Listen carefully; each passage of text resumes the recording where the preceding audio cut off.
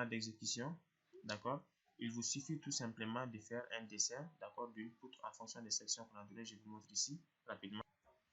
Je viens un peu sur mon outil d'exploitation, voilà.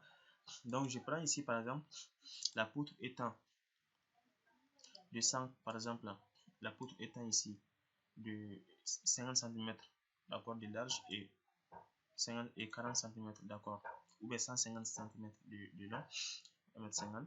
Donc ici on va tout simplement dessiner les 4 achats 25 pour les aciers tendus et comprimés. Donc ici on a à ce niveau là, d'accord, bien sûr les espacements qu'il faudra tout simplement calculer.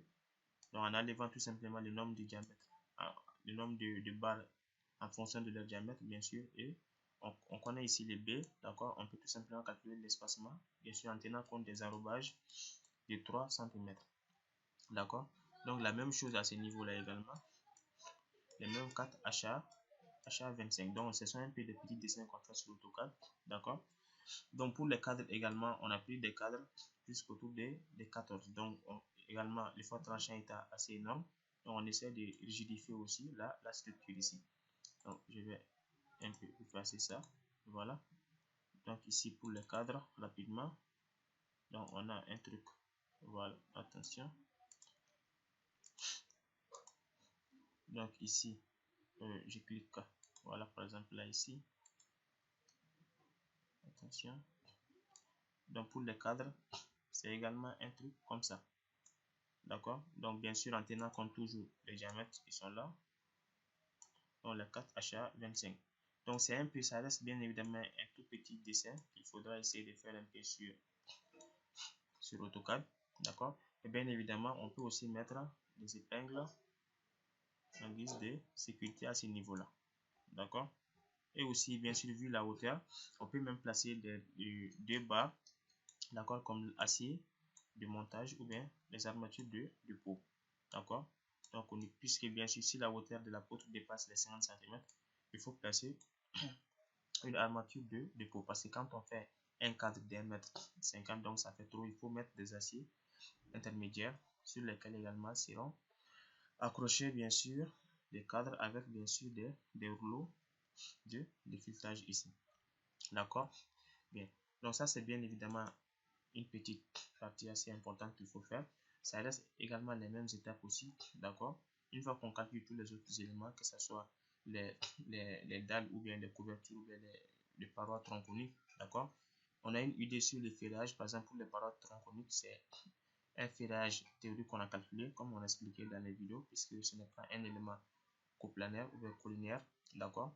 Donc étant incliné, le logiciel nous permet de donner tout simplement les ferrages théoriques.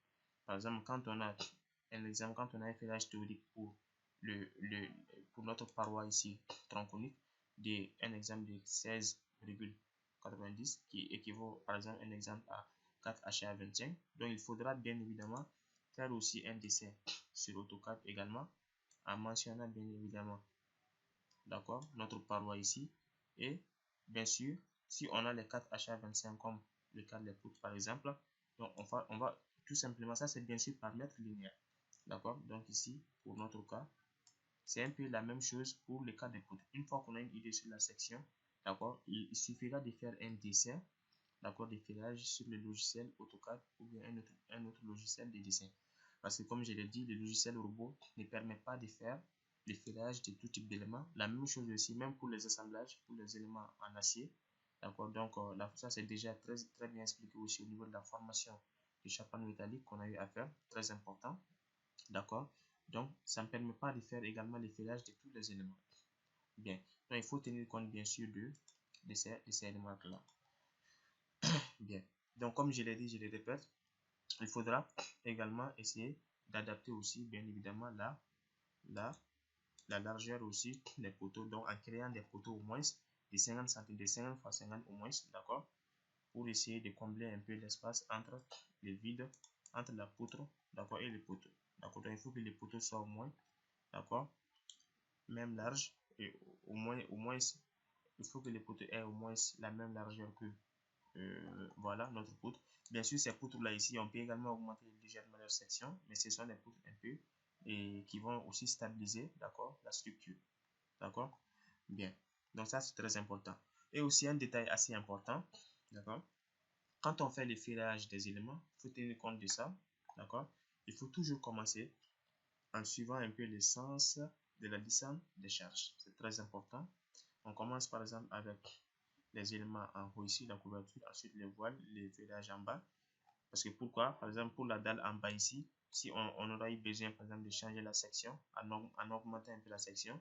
Donc du coup, il faut commencer de haut vers le bas. Ensuite, on vient au niveau des ceintures, ou vers les poutres en arc. Ensuite, les poutres là intermédiaires et ensuite les poteaux, ainsi de suite. Et enfin, c'est la semelle qui est la dernière position. D'accord? Voilà.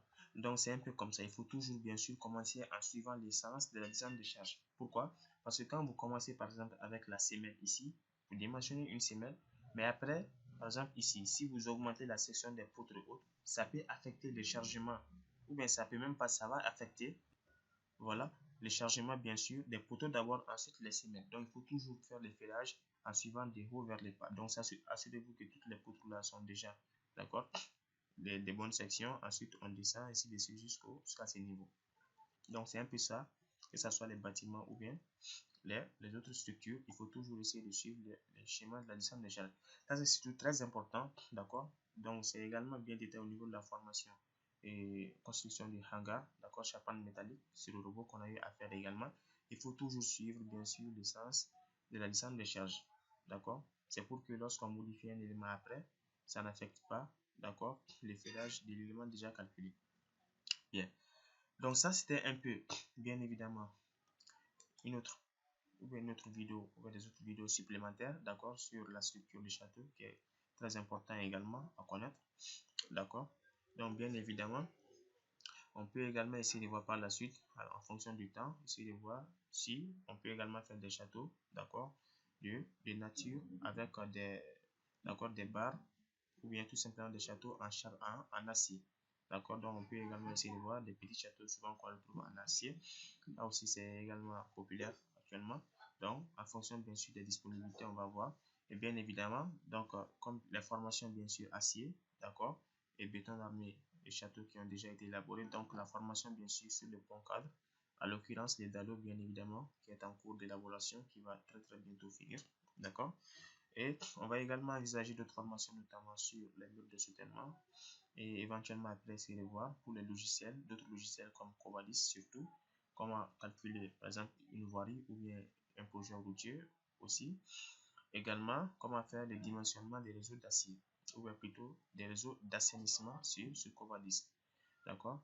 Et par la suite, on va également essayer de voir d'autres logiciels, notamment comme Epanet, mais on va voir ça par la suite en fonction du temps. Bien.